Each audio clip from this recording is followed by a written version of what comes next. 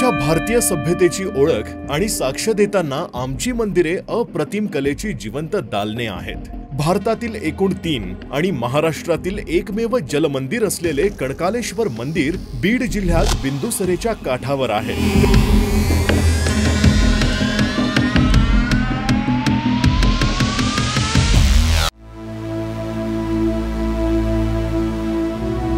त्रिदल पद्धतीचे हे मंदिर केवळ शिवालय नाही तर ब्रह्मा विष्णू महेशाचे एकत्र असलेले मंदिर। चालुक्य वंशात 6वा विक्रमादित्य यांच्या काळात उभारलेल्या मंदिराची ओळख करून घेऊयात।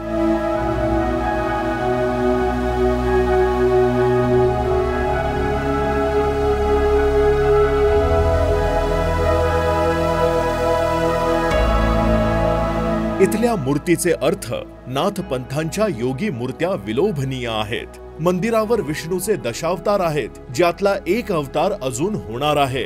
मंदिराच्या सभोवती जलकुंपण विलोभनीय आणि रंजक आहे। आकाशातून दिसणारे हे मंदिर म्हणजे दैवी कलाकृती।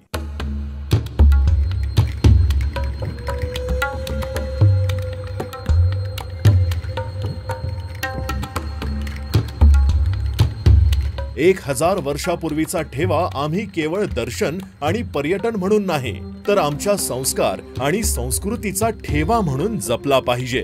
लोकाशाच्या वाटेवर तुम्ही आहात लोकपत्रकार भागवत तावरे यांच्या सोबत। या मंदिराच्या आवारामध्ये स्थापत्यशास्त्राच्या या कलेमध्ये ज्या मूर्ती आम्ही पाहतो त्या मूर्तीमध्ये चीनी प्रवाशांचं सुद्धा चित्र आहे। ग्रीक आणि रोमन युद्ध कलेमध्ये ज्या पद्धतीचं युद्ध खेळलं जात होतं त्या युद्धाच्या छटा सुद्धा आम्हाला या ठिकाणी पाहायला मिळतात। या मंदिरासाठी वापरण्यात आलेला जो दगड आहे तो दगड बालाघाटच्या रांगेमधूनच उपलब्ध करण्यात आलेला आहे। म्हणून बीड जिल्ह्याच्या या मातीमध्ये अशा प्रकारच्या अजोड मंदिराचं निर्माण झालेलं आहे आणि ते आजही अशा पद्धतीने आहे की ते केवळ ऐतिहासिक नाही तर ते पुरातत्व विभागाने या जगाला दाखवावं असं ते मंदिर आहे। कंकालेश्वर कनक म्हणजे सोनं, सोन्यासारखं मंदिर आहे, पण आज लक्ष देण्याची गरज आहे। इथं मूर्त्यांची वस्तुनिष्ठ माहिती दिली आहे डॉक्टर प्राध्यापक शांता जाधवर गीते यांनी। तर चला मंदिर पाहू, मंदिर समजून घेऊ। बीडमध्ये असणाऱ्या कणकालेश्वर मंदिरामध्ये आम्ही येताना एकतर भाविक म्हणून येतो नाहीतर आम्ही पर्यटक म्हणून येतो।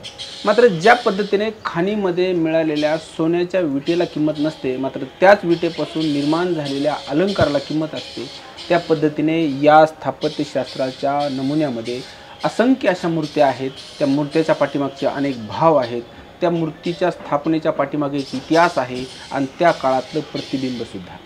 याबद्दल आम्ही अनाभिज्ञ असतो, आम्ही येतो, दर्शन घेतो, मंदिराकडे फोटो काढतो आणि निघून जातो। मात्र मंदिराच्या अवतीभोवती असणाऱ्या अनेक मूर्ती आणि त्या मूर्त्यांच्या पाठीमागची कहाणी आम्हाला माहीत नसते। अशाच प्रकारच्या मूर्त्यांची माहिती असणारं एकमेव व्यक्तिमत्व आमच्या बीड जिल्ह्यात आहे। डॉक्टर शांता जाधवर गीते यांच्याकडून आपण या मूर्त्या आणि या मूर्त्यांच्या पाठीमागची कहाणी जाणून घेणार आहोत। नमस्कार। नमस्कार। या खरं म्हणजे या मूर्त्यांचे अर्थ, मूर्त्या त्या काळातल्या शौर्याला, त्या काळातल्या समाजव्यवस्थेला, त्या काळातल्या आमच्या संस्कृतीला रिप्रेझेंट करत असतात। आम्ही जर त्या अँगलनी त्याला समजून घेतलं, त्या दृष्टीने आम्ही त्याच्याकडे पाहितलं तर या जरी दगडाच्या मूर्त्या असल्या तरी ह्या बोलत सुद्धा असतात, फक्त आम्ही त्याला ऐकणारे कान उपलब्ध केले पाहिजे।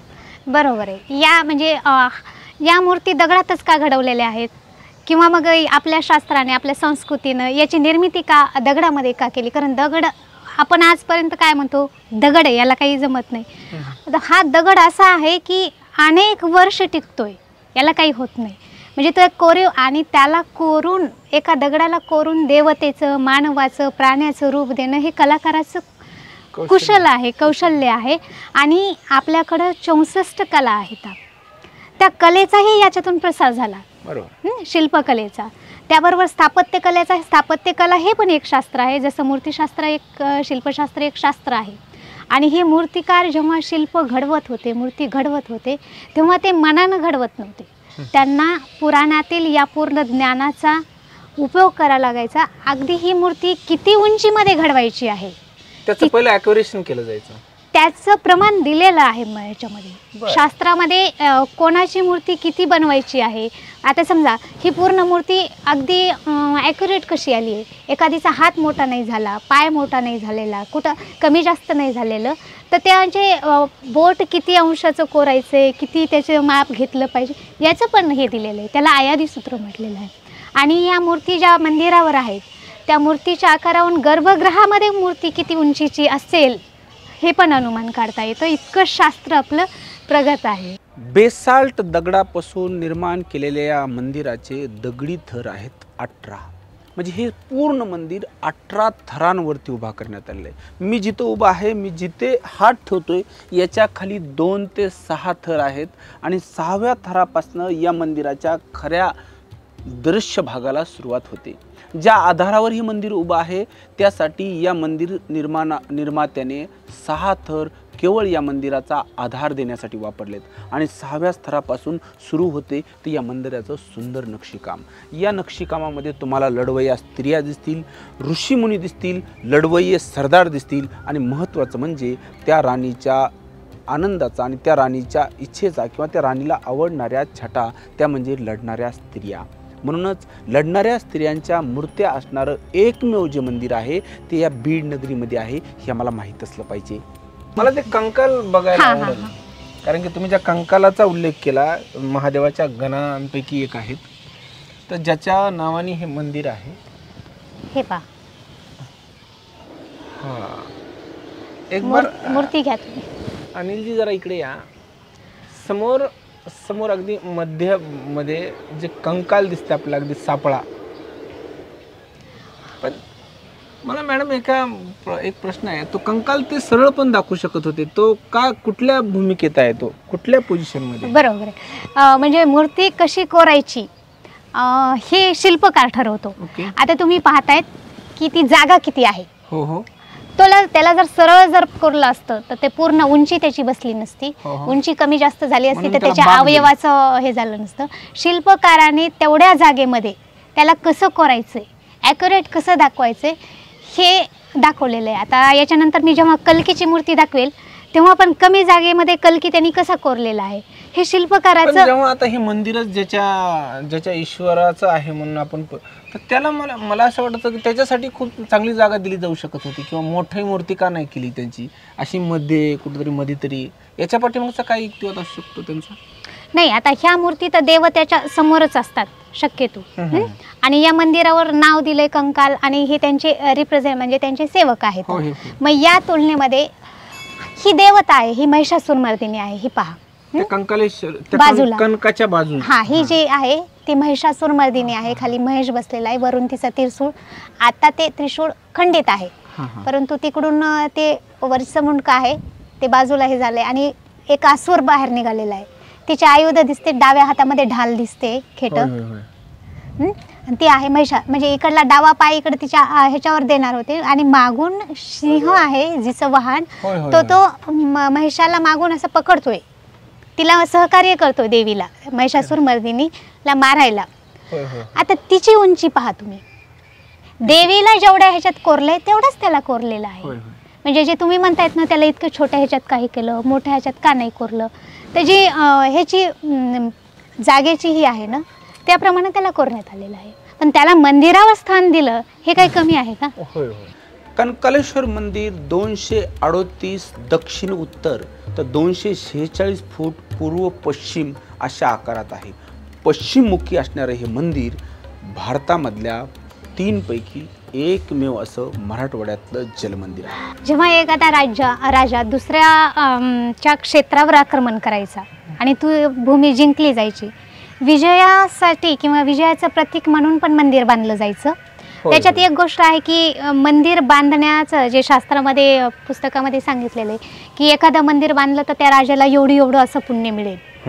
एखाद्या मंदिराचा जीर्णोद्धार केला तर ते इतकं पुण्य मिळेल. त्याच्यामुळे अहिल्यादेवींकडून सुद्धा खूप मोठ्या प्रमाणावर शिवालयांचा जीर्णोद्धार झाला. आणि अहिल्याबाईंनी जेवढं काम केलंय तेवढं कदाचित म्हणजे त्यांचं जर काम झालं नसतं तर आज जे मंदिरं उभे आहेत ते आपल्याला आहेत त्या पाहायला सुद्धा मिळाले नसते. त्यांनी जीर्णोद्धार केला म्हणून धर्म आणि देवताही टिकून आहेत. मग यांना कोरताना शिल्पकारांना सूचना दिलेल्या आहेत की यांची मूर्ती काढताना यांना इतकं तरुण दाखवा, बर म्हणजे या पद्धतीने शरीर यष्टी एक दाखवा. वयाचं सुद्धा परिमापक ठरलेलं आहे बरोबर. की या वयातल्या स्त्रिया आणि पुरुषांनाच मूर्तीबद्ध करायचं आहे. हे नारळाचं झाड आहे, होय तुम्हाला दिसते वरी फांद्या वगैरे. होय होय आणि ते नारळ आहेत, पण नारळ कसे वर लागलेले असतात. हो हो मग हे एका खाली एक का आहेत. आणि तिकडे एक स्त्री आहे बरोबर बाजूला. हा, आणि तिने हात असा वर केलेला आहे नारळाच्या तिकडं. होय तो हात आहे. ओके. आणि इकडं पाहिली पूर्णची स्त्रीची हे, तर तिच्या डाव्या हातामध्ये एक छडी आहे. त्याच स्त्रीच्या का बाजूला? त्याच स्त्रीच्या. हा, तिच्या हातामध्ये डाव्या हातामध्ये छडी आहे एक, होय होय आणि उजवा हात तिनं असे केलेला आहे. आणि तिच्या गळ्यामध्ये वगैरे रुद्राक्षाची माळ असलेली दिसेल तुम्हाला. आणि कटक म्हणजे जे कंकण असतं, कंकण आणि बाजूबंद हे पण रुद्राक्षानंच हे केलेले आहे. तर तिचे दागिने मग एक साध्वीचे आहेत. जसा साधू योगी असतो तसं स्त्री पण एक योगिनी आहे.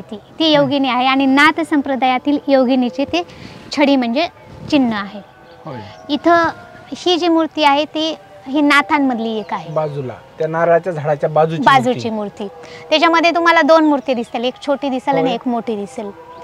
तर छोट्या मूर्तीमध्ये हातामध्ये जी उजव्या हातामध्ये धरलेली अशी ती तशी सेम छडी आहे. ते नाथाचं ते म्हणजे नाथ योगी जे आहेत त्यांचे ते लक्षण आहे तिच्या हातातली छडी.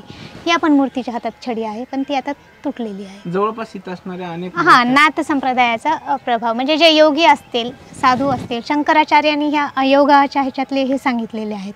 आणि त्यांचा प्रभाव या मंदिरावर म्हणजे शिवाचे किंवा देवीचे भक्त म्हणून शाक्त संप्रदायाला म्हणजे योगाच्या माध्यमातून जिंकलं जातं किंवा ते प्रार्थना पूजा केली जाते.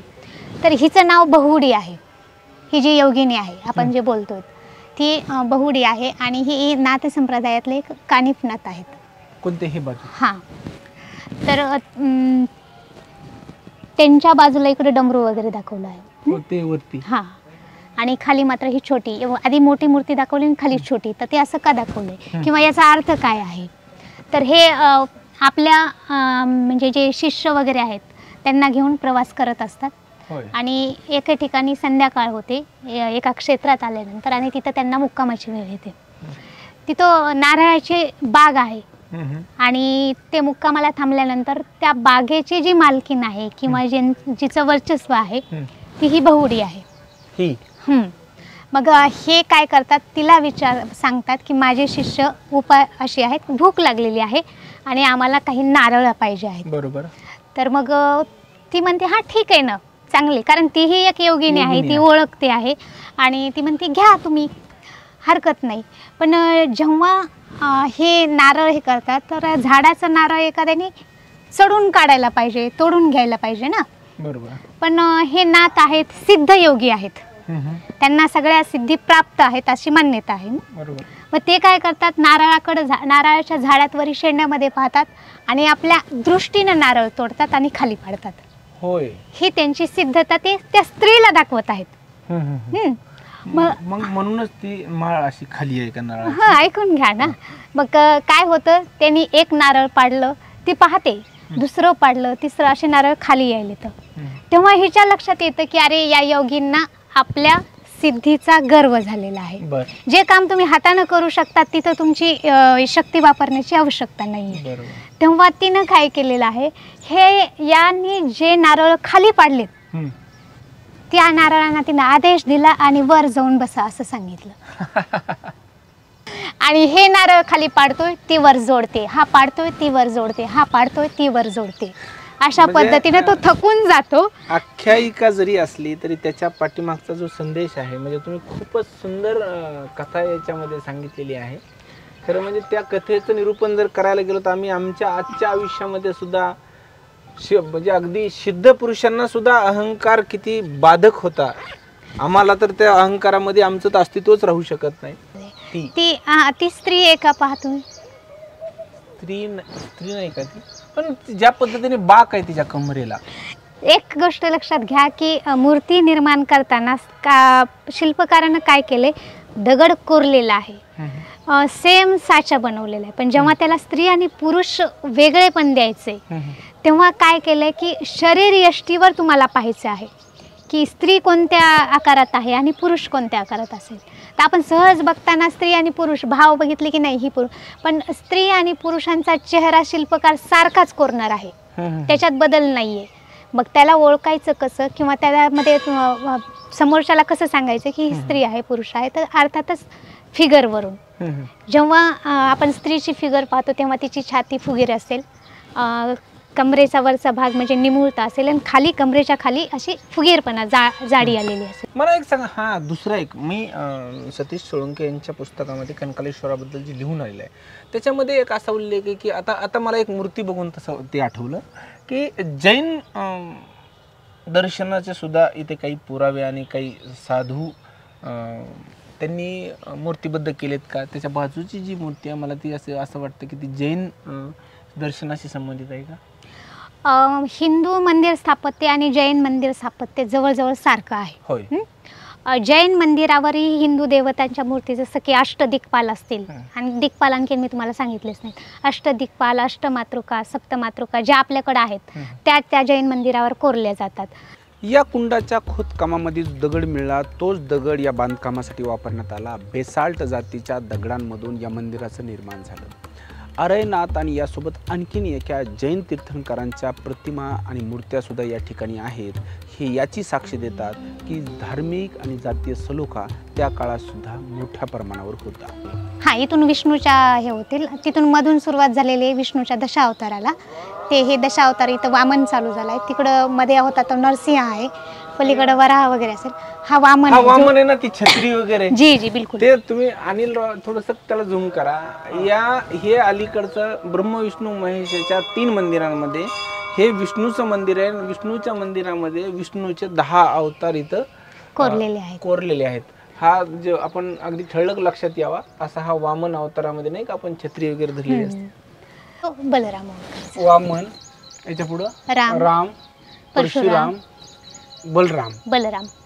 परशुराम, बलराम, राम, परशुराम, बलराम. आणि त्याच्यानंतर 9वा अवतार येतो बुद्ध. कोण? बुद्ध. बुद्धाला 9वा अवतार म्हणतो आपण. विष्णूच्या दशावतारामध्ये बुद्ध हा 9वा अवतार स्वीकारलेला आहे, पुराणामध्ये आहे, आणि पुराणाचं प्रतीक म्हणून या मंदिरावर बुद्धाचं शिल्प आहे. ही एक अशी गोष्ट आहे की जी आम्ही पहिल्यांदा ऐकणार आहोत की गौतम बुद्धांना सनातन धर्मामध्ये 9वा अवतार म्हणून विष्णूचा 9वा अवतार म्हणून स्वीकारलेला आहे, मान्य केलेला आहे, आणि मंदिरावर त्यांचं अंकन झालेलं आहे. त्याच्यामध्ये हा क्रमाने 9वा अवतार येतो. हा युक्तिवादी 1000 वर्षापूर्वीचा, आजचा नाहीये. म्हणजे आपण म्हटलो तर तुम्हाला काहीतरी वाटतंय म्हणून नाही. आणि याचे संदर्भ पुराणामध्ये आहेत. आपण म्हणजे मूर्तिकारानं कोणतीच गोष्ट संदर्भाशिवाय केलेली नाहीये. हा 9वा अवतार बुद्धांचा झाल्यानंतर 10वा अवतार येतो कल्कीचा. आणि कल्की हा घोड्यावर दाखवला जातो, त्याच्या हातामध्ये तलवार, ढाल वगैरे असतो. आणि इथं या मंदिरावर त्याचं हे वैशिष्ट्य आहे की त्याचं कल्की कोरण्यासाठी अगदी जागा खूप कमी मिळालेली आहे, आणि तेवढ्याच कमी जागेमध्ये त्यांनी कल्की ओळखायला येईल इतका सुंदर कोरलेला आहे. घोड्याचे 2च पाय, पुढचं समोर त्याचं चेहरा, आणि वर बसलेला माणूस जो की कल्कीचं स्वरूप आहे तो कोरलेला आहे. असं जर पूर्ण चित्र काढायचं असतं तर एवढा पट गेला असता, तेवढी जागा पुरली नसती. हे शिल्पकाराचं कौशल्य आहे की कमी जागेमध्ये तुम्हाला काय दाखवायचंय हा तो सुंदर पद्धतीने दाखवू शकतो. माझ्या दृष्टीने ही एक स्त्री आहे, तिच्याकडे हा धनुष्यबाण आहे आणि तिने तो बाण मारला आणि समोर हत्ती जो आहे तो जायबंद झाला. बरोबर आहे असं. हा, तुम्ही सांगितलेलं ते बरोबर आहे, परंतु तुम्ही सांगितले ती एक स्त्री आहे ते मात्र चूक आहे. तो पण पुरुष आहे. तुम्हाला आत्ताच मी सांगितलं की पुरुष आणि स्त्रीची आकृती किंवा मूर्ती पाहताना तिच्या शरीर यष्टीवरून तिला ओळखायचं. तर इथं तुम्ही तिला स्त्री कशावरून समजणार आहेत? मागा आंबाडा आहे त्याच्यावरून? नाही. त्या काळामध्ये जवळजवळ सर्व पुरुषांना केस म्हणजे लांब होते आणि स्त्रियांसारखीच ते केशरचना सुंदर पद्धतीने करीत होते. तो बाण लागल्यानंतर विवळतपणे हत्तीची जी अवस्था झाली असा तो कोलमडलाय.